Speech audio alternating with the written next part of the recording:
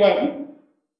So in continuation with our previous discussion on graphene properties and surface modification, today I'm going to discuss how we can do the change in the band gap of graphene, or we can say if we consider graphene is a zero band gap material, so how we can open a band gap in graphene, or how we can tune the band gap in case of graphene material. So I'm going to share my screen here.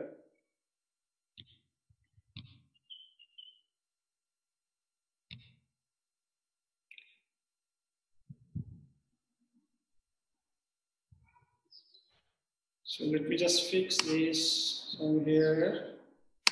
And okay, so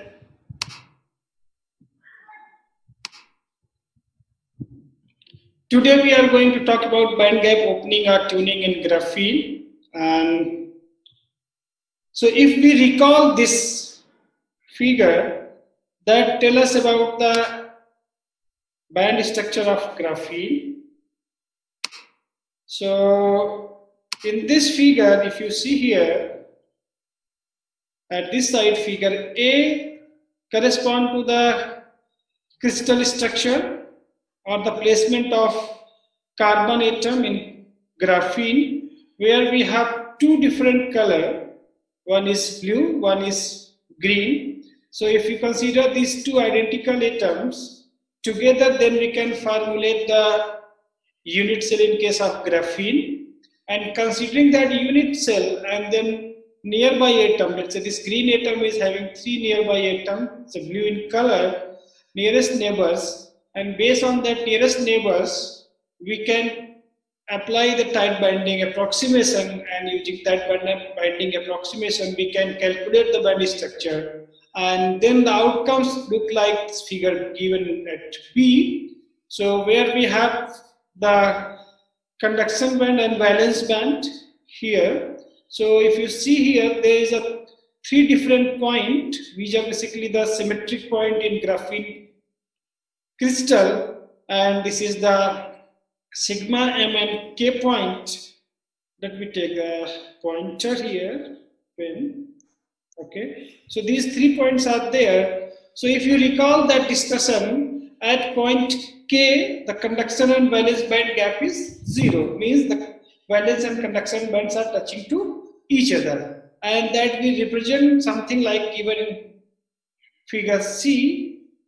So here you can see the conduction band and the valence band are touching to each other, or we can see the occupied density of state and unoccupied density of states are touching to each other, and this is the zero gap between these two, and we call this point is a Dirac point, and this structure is look like a cone structure, so sometimes we also call this is a Dirac coin. So this is the general band structure of pristine graphene or ideal graphene.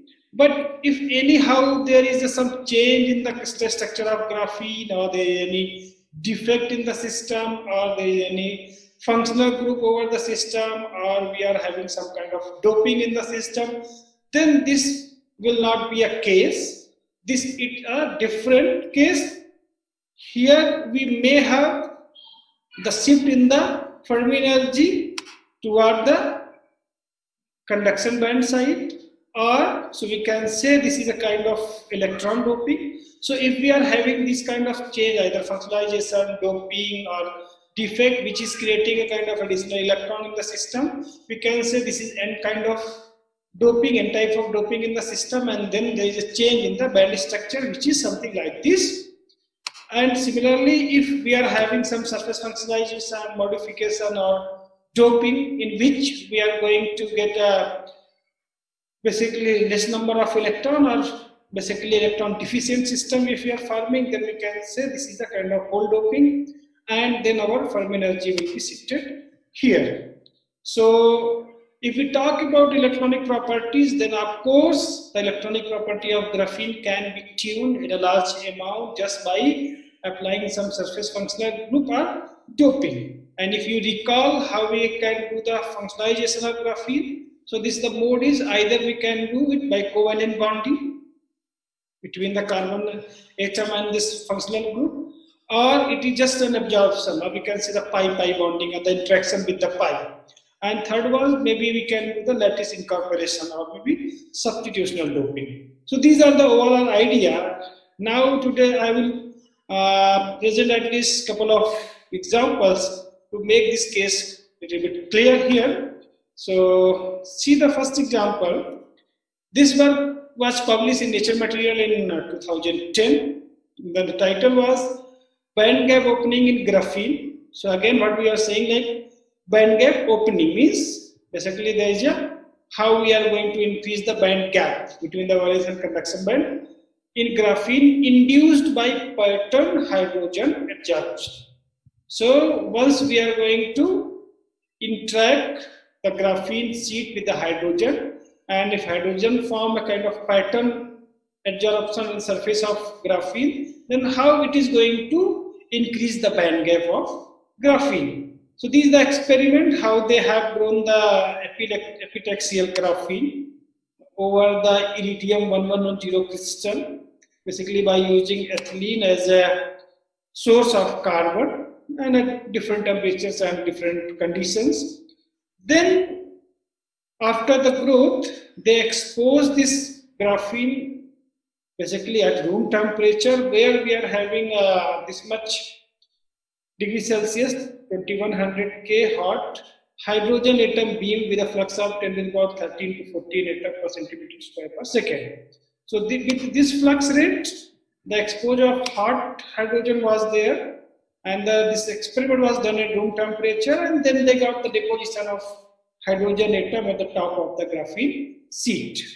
So then after the experiment, they have performed the STM imaging of this structure, and it looked like something this, where you can see in figure A, a clear-cut hexagonal pattern everywhere. You see the 6 atoms or something. So this is a clear-cut hexagonal atom of the crystal, which shows there is a epitaxial growth of graphene over iridium substrate. And picture B represent the hydrogen adsorbed structure, where it shows that hydrogen is bonded with the carbon, and there is some up and down, basically the uneven surface is observed. So which they have given some explanation in the discussion section. So carbon with attached hydrogen is basically pulled out of the surface.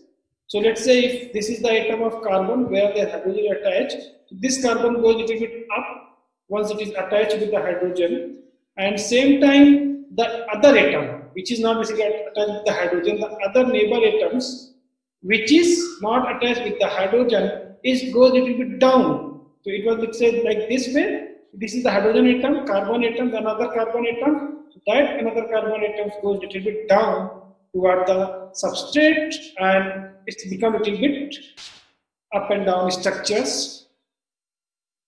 Here, I think we can understand it in a clear way. So see the picture A, the red dot 1, 2, and 3. These are basically represented as a hydrogen atoms, and you can see at the bottom this black. These atoms are look like this. Gray atoms are the carbon atom, and then bottom you see these are basically the iridium atoms. So the cross-sectional image. This is the iridium atoms. This is the carbon atoms of graphene. So it shows like, other than these 3 atoms, other atoms is basically little bit pulled downwards, or basically going to attach more with the substrate, while the atoms, this is the same structure, is these 3 atoms in which the carbon atoms, where we are having the hydrogen bonded with the carbon, they are basically pulling outward of they are basically pulling the carbon atom outside the substrate, so they little bit up. So these kind of structures are formed, and they are saying that the carbon atoms are seen to locally rehybridize from sp2 to sp3 bonding. Means this is a kind of covalent bonding with the carbon, and this hybridization earlier it was sp2, now it's converted like a sp3 hybrid system. So of course when we are having a change in the hybridization, there will be change in the band structure or there will be change in the band gap of the system, and here it depends how many atoms are going to deposit on the top surface of the carbon. Based on that top surface number of top surface atoms, there will be a difference in the band gap opening. So that calculation has been done here in the same article. Basically they have considered the number of attached hydrogen atom. So you can see the number is given, let's say 1 means 1, 2, 3 atoms, then 2 means 1, 2, 2 atoms, 3 atoms, 4 atoms, and 5 atoms. So kind of matrix they have selected, and based on that matrix, they have calculated the band structure of graphene. So if you see this comparison in B, just I'm comparing only the two data. You can read this reference for more detailed analysis. Here if you see the structure where the hydrogen is having 1 plus 2 plus 3 number or this kind of matrix, as compared to when carbon has 1 plus 2 plus 3 plus 4 plus 5 matrix of hydrogen in carbon. What is the meaning of this? If you see this C figure here, the 1 plus 2 plus 3 structure is this one, and 1 plus 2 plus 3 plus 4 plus 5 structure is somewhere here. So it shows when there is a coverage of hydrogen atom is close to 25% area of the graphene. Means when 25% area of graphene is covered, then what will be the band gap and how the electronic property is going to be changed. Similarly, the second case when we have almost close to 55% coverage. So if there is 25% coverage of the graphene by hydrogen adsorption or 55% coverage, if these two kind of coverage is there, how much change is there, that is just giving here. So if you see, they have just calculated the band structure, that is also very, very different. Even the band gap, if you just see EF, the green shows basically the conduction and the red shows the valence or the occupied and unoccupied states. So this gap is so large as compared to this gap, means when we have large number of hydrogen atoms, we are have basically wide opening of the band gap. And the number maybe you can see here, the band gap almost goes, this is almost 2.5, 0.25 to here it goes almost close to 0.8. So see this how much this is the difference is happening in the gap when almost 25% carbon atoms are changed to 55% carbon atom which are attached with the hydrogen. So this is the one example who shows if we are having a kind of surface modification by covalent bonding and hydrogen adsorption, then there is a large change in the band gap, and accordingly there will be change in electronic and optical property, of course. And here again they have given a little bit discussion like why it is happening. So clusters represent a large barrier for the electron wave function, giving rise to a confinement effect and a consequent band gap opening. And so that was the theoretical calculations and assumptions. Then they have also performed the experimental work, and here they have basically shown the experimentally what is the change in the band gap.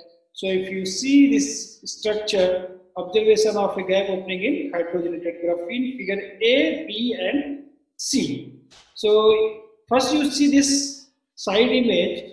So if you remember this first Brillouin zone of graphene, so we have symmetric points sigma, M and K. So at K the value, the gap is basically 0 ideally, and once you move from away from the K value, there will be an opening in the band gap. So the simple idea, if we just scan from position A to A dash, in between we will reach the 0 value and then it will be a gap. So it will give a kind of conic shape. So when they scan this William Jones, the clean graphene on iridium, let's say undoped, or you can say the pure graphene, see that this is the band gap and this is almost close to the band gap. So we may say it's close to 0, right?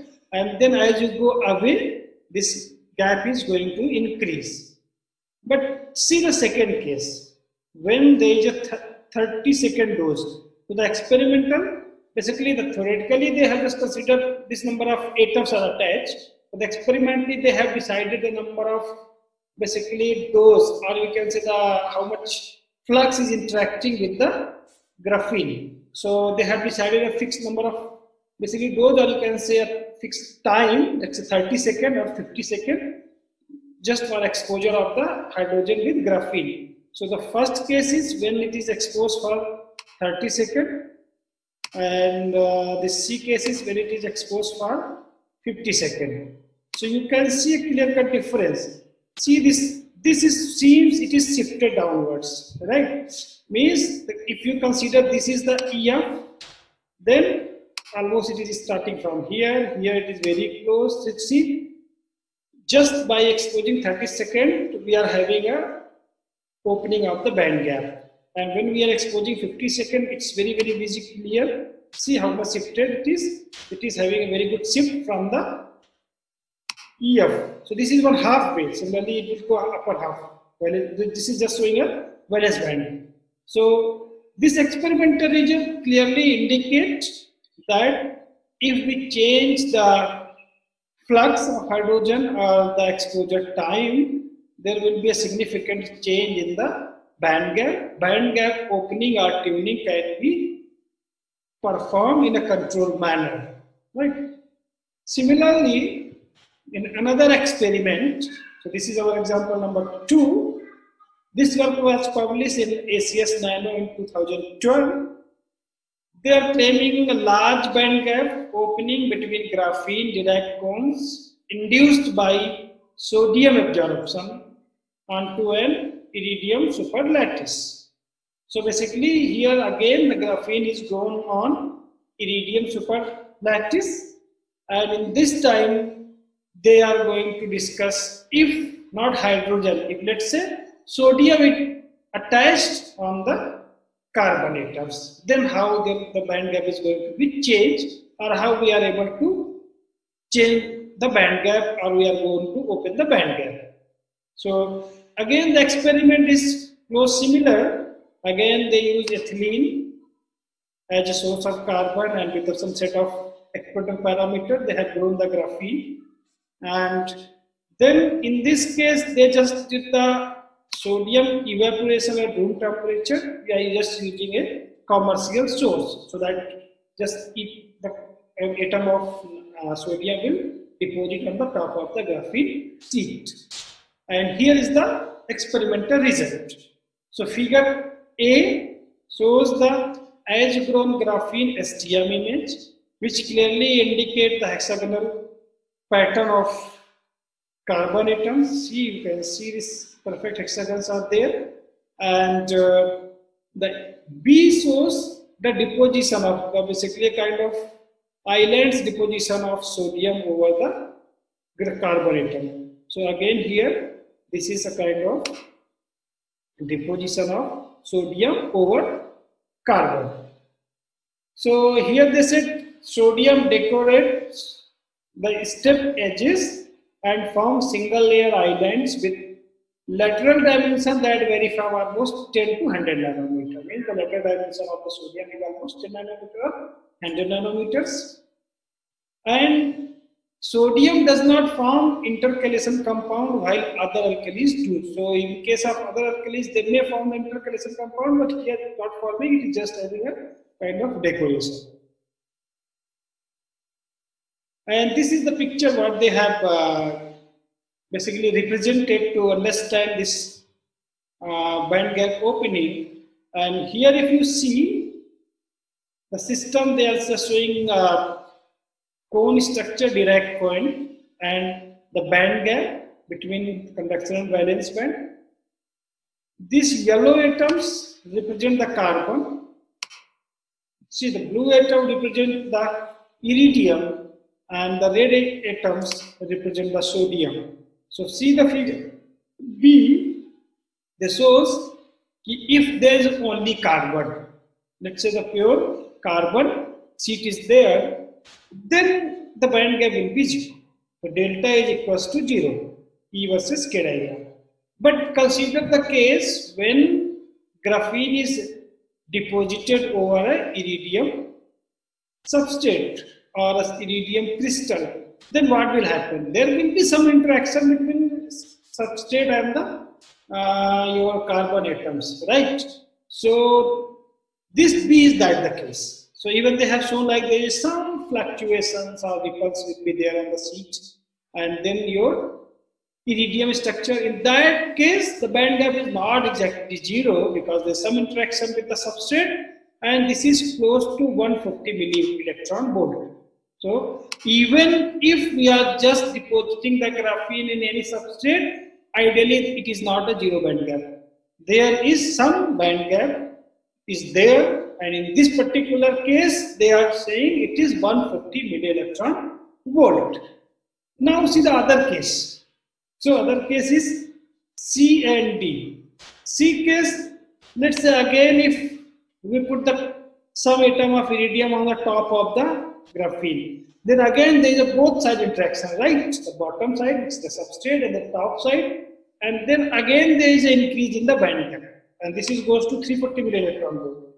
While if we are using sodium at the top surface, so let's say the case we are having the base is iridium, then carbon, and then basically we are depositing the sodium. So in that case, the case D, we are having the band gap almost 320 milli electron volt. Okay, so this is almost close to the C.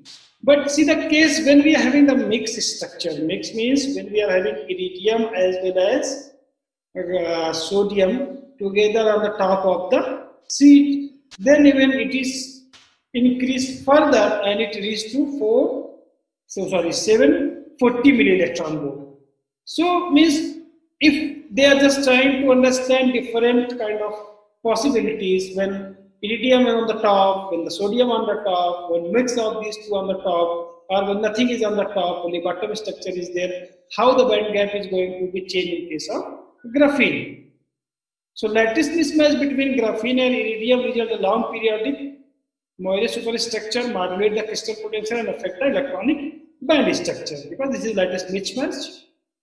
And furthermore, increase in the band gap when sodium absorbs on the bare and on a well-ordered superlattice of the iridium. So whether it's well-ordered or this structure, in both the case, there is an increase in the, whether this is the case or this is the case, in both the cases, there is an increase in the band gap. Again here, the same experimentally they have performed this, and they measure the change. So again the similar experiment, basically they have did the angle resolved photo emission spectroscopy, ARPS, map of the electronic band dispersion for these two cases when we have the interaction between sodium and graphene, and sodium, graphene and iridium. So in two cases when carbon and sodium is there or graphene is there, and when graphene, sodium and iridium both are there, right? The two cases. So in one cases they have as given here, the one cases when this is 320 and when the both the things are on the top, this is 740. So that they have measured here. And again, as we discussed earlier, they are measuring across the your Dirac point, the K point both sides. So here valence band, and this is the valence band and conduction band. You can see this is look like a 0. How this is happening? So here it's not so open band gap, though it's not 0. Some values are here in milli electron volt that we have discussed. And once we are having sodium and iridium atoms together, then there is a even further increase in the band gap. So That experimentally they have proof in case of sodium and radium mix modification of the surface, they are having almost 750 milli-electron volt band gap. Other work is again here. This is our example. Sorry for the spelling miss. So it's example 3, tunable band gap in graphene by the controlled absorption of water molecule. Okay, so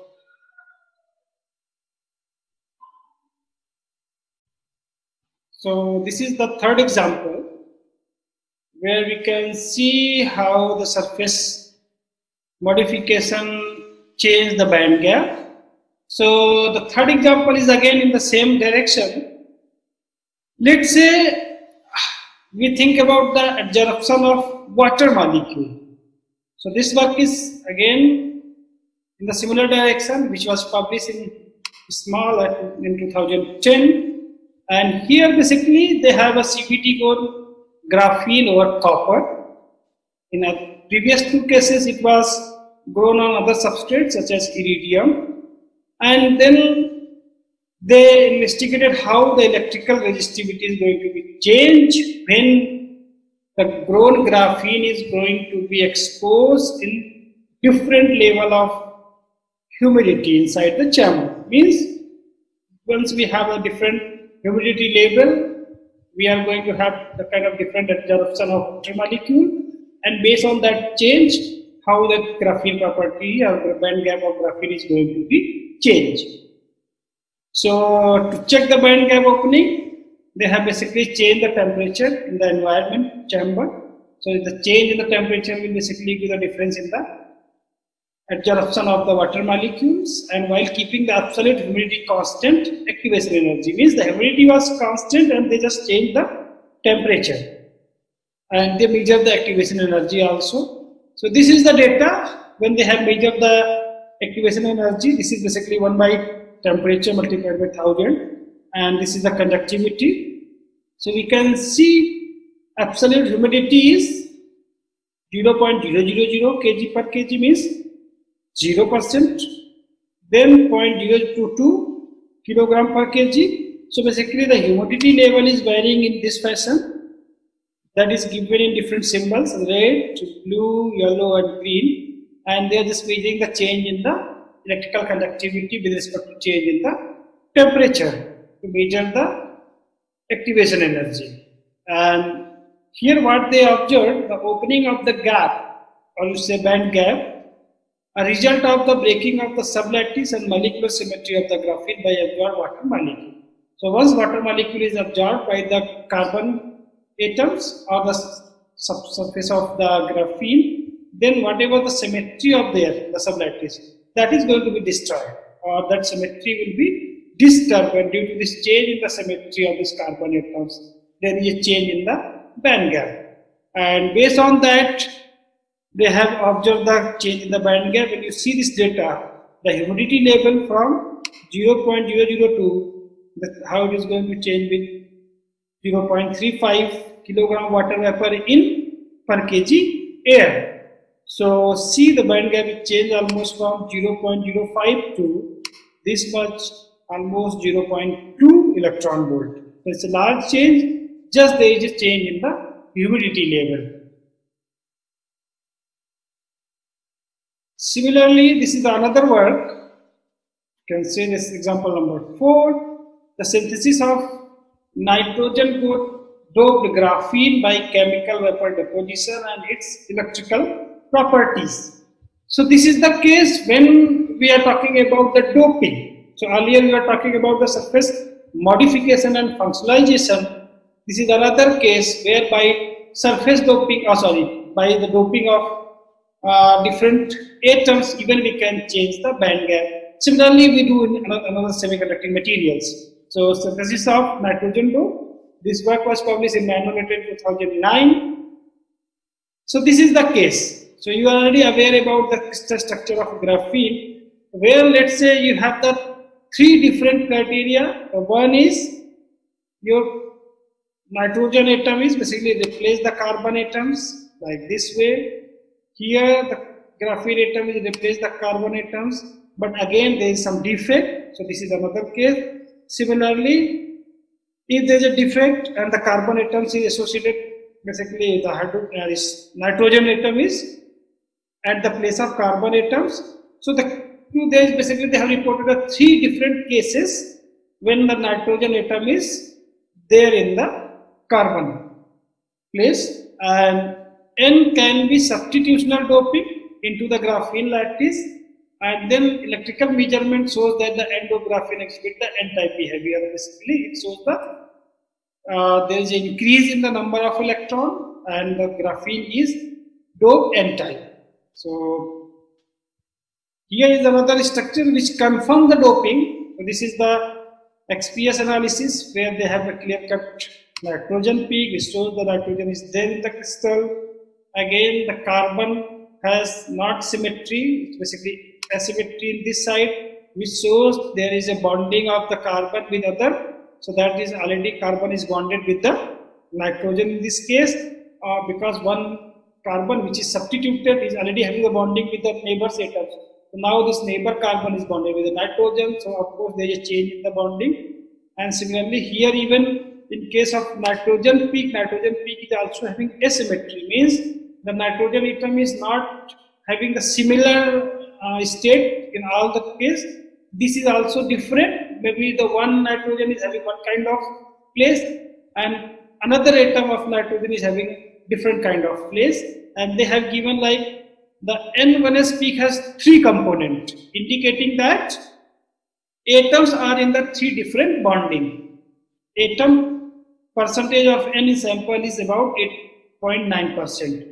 So they have also calculated the percentage of nitrogen, and that is almost 8.9. So what is these 3 different positions? So one position is just replacement of the carbon atoms in perfect lattice. This is one position. Then other 2 is pyridinic. Pyridinic means there is a defect, let's say this case, but this is having perfect hexagonal structure, but this green atom of the carbon. Basically, first is graphitic N atoms where just it's the place of the carbon. Second case when it is replacing the carbon, but still the structure is perfect hexagonal. But there could be a case when we are having only pentagon rather than hexagon. So see this 1, 2, 3, 4 and 5 atoms are there. And this 5th atom of carbon is replaced with the nitrogen. So this is known as the pyrrolic. So these 3 different kind of replacement of carbon atom is possible when we are having a nitrogen doping, and in third case even this system is going to contribute the number of electron. So if that is going to be happen, then of course there is a change in the band gap.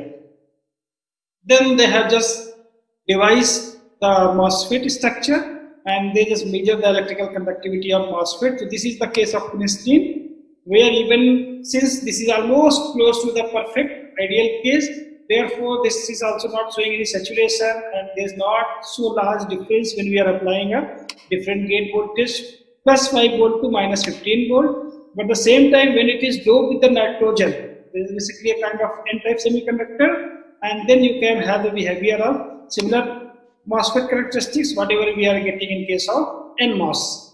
Similarly, this is the drain versus gate voltage, and it also shows in case of doping and doped graphene, we are observing a different characteristics. So this again proves like when we are having the nitrogen doping, we are going to get N-type doped graphene, and it is also showing the characteristics of MOSFET and MOSFET once we are creating the MOSFET based on N-type doped graphene.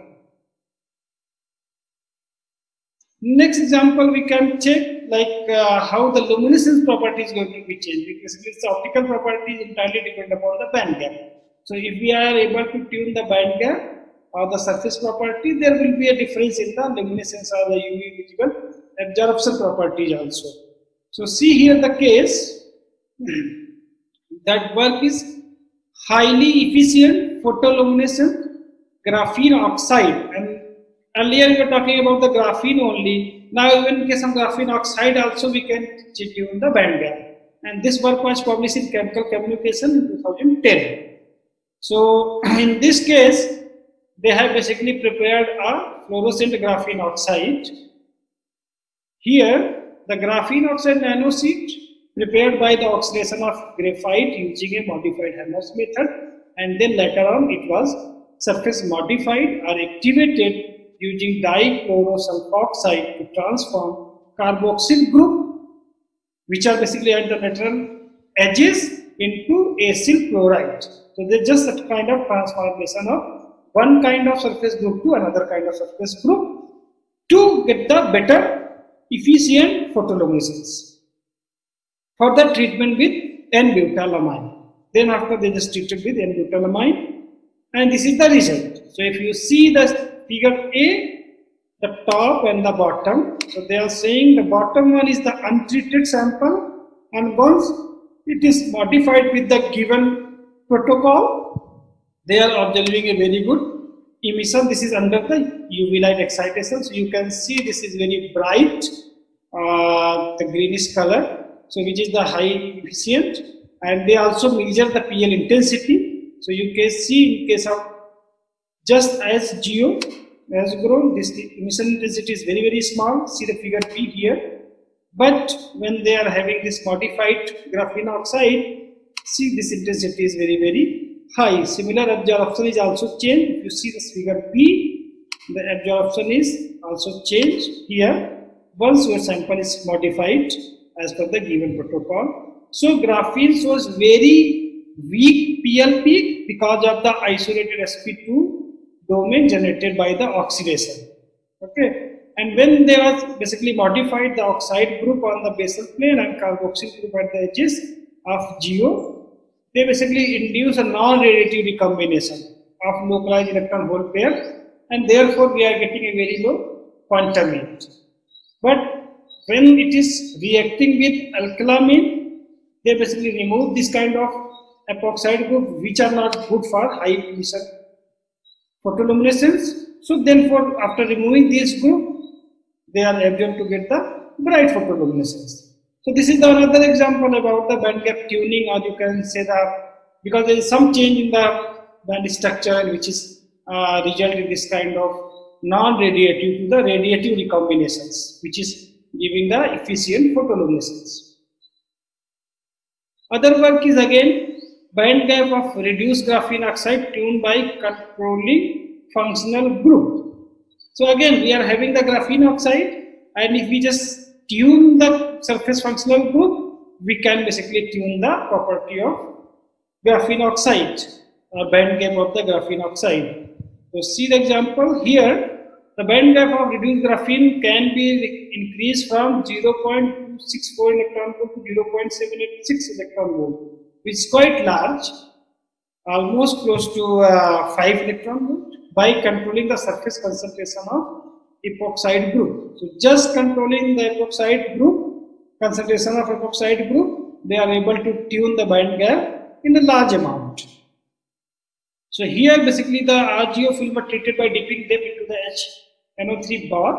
So they have developed the RGO film, form the graphene oxide, then they reduce it, then form the film, and then that film was dipped into the HNO3 solution. The temperature was 60 degrees Celsius for 1 hour, and there was just also the variation in the HNO3 concentration, and based on this variation there will be change in the surface functionalities, or you can say the number of functional group, and that will lead to basically give the different band gap. And increase the concentration of HNO3 in treatment solution, increase the surface concentration of epoxide without introducing any microscopic effect or despacing changes, and this figure may give the clear-cut idea how they perform this. So basically they have the GO solution, then the printer, they printed the film, GO film on the glass slide, then thermally reduction is there, and then they dip it in the GO solution with the different concentration and form the reduced graphene oxide modified one. And here is the result. If you see this figure A shows how the absorption is going to change when we are having the different amount of functional group. If you see here, the concentration of HNO3 is varying from 5 to 40. So as high concentration of graphene is there is a reduction in the absorption. So if we are increase the HNO3 concentration, the absorption is basically decreases. Again, if you see here the resistance measurement, the figure B. So basically, when we are having the low amount of HNO concentration, the band basically the resistance is lower. As we increase the percentage of HNO3, means the surface functional group in the graphene, then we are going to get the more resistivity. So the idea is simple. We are having the reduced graphene oxide, and if we are increasing the functional group, means we are basically it's again converting toward the graphene oxide, and therefore it will become more insulative, or the conductivity is reduced. And they have also calculated the band gap. If you see the band gap calculation, it basically goes from 5% to 40% change in the HNO3. The band gap is changing from 0.2 to almost close to 0.7 or 8. So that we have already given discussed there. So the resistance rapidly increased from 7.14